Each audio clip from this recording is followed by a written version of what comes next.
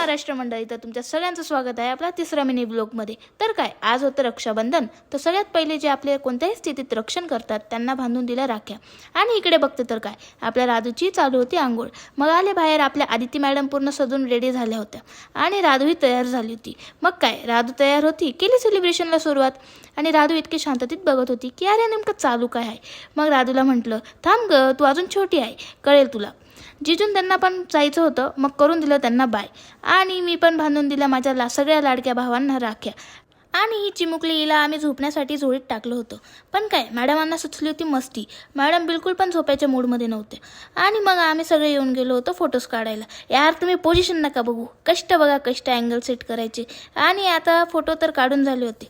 मग घरी जाऊन केले मस्त जेवण। आणि यांना तर सवयच मध्ये करायची। तेवढ्यात आले आजींचे भाऊ, म्हणजेच आपले बाबा। खरं या प्रेमाला मानावं लागेल।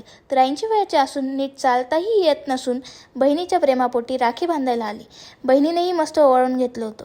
आणि ही बिचारी राधू मनातल्या मनात म्हणत असेल, अरे यार, ही माऊ कधी मला त्रास द्यायला सोडेल। आणि आलो मग उद्याची तयारी बघायला। दीदीची इच्छा होती की तिने जबाबदारी घ्यावी। मग तिला मी आठवण करून दिली की चल, म्हटलं आपली राधू घरी वाट बघते आहे।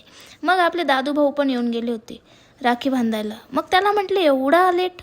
मग तो म्हणे, लंडनच्या मसोबाला गेलो होतो म्हणे लंडनच्या मसोबाला। तर रक्षाबंधन हा फक्त भाऊ बहिणीचा सण नसून रक्षा म्हणजे जे आपले रक्षण करतात। मग ती आपली बहीण, आई, वडील, आजीही असू शकते। म्हणून हे सूत्र सर्वांनी एकमेकांना बांधायला पाहिजे। तर आता आपला क्विक प्लॅन बनला होता रोकडोबा मंदिरला जायचं। मग येऊन तर गेलो होतो। मग आपली राधूची इच्छा झाली, म्हणे माऊ मला पण खेळायचं। मग तिला म्हटलं, ए बाई थांब, अजून तू एवढी आहे। आणि मंदिरात एवढी गर्दी असताना सुद्धा आपली राधू मस्त शांत होती, एकदम तिच्या माऊसारखी। मग आले आणि बघते तर काय, आपले दादा रील स्टार आले होते। मग दादालाही ओळून घेतलं होतं। मग भावाने आपल्या पडून घेतले पाय आणि लास्टला दिली एक क्यूटची स्माईल।